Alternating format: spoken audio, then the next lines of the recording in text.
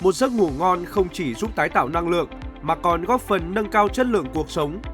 Hiểu được điều đó, công ty nệm Đại Việt với thương hiệu nệm cao su thiên nhiên Yumi King đã không ngừng nghiên cứu và phát triển để mang đến những sản phẩm chất lượng cao, góp phần chăm sóc giấc ngủ cho hàng triệu gia đình Việt. Với cam kết vững chắc về chất lượng, công ty nệm Đại Việt đã khẳng định vị thế dẫn đầu, trở thành lựa chọn tin cậy của đông đảo người tiêu dùng.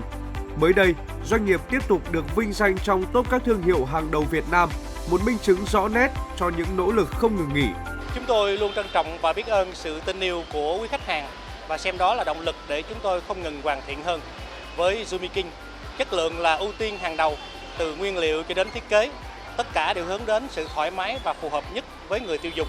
Bằng quyết tâm và chiến lược phát triển bền vững, công ty nệm Đại Việt không chỉ khẳng định vị thế trong ngành sản xuất nệm mà còn không ngừng đồng hành, mang đến giấc ngủ trọn vẹn cho mọi gia đình Việt.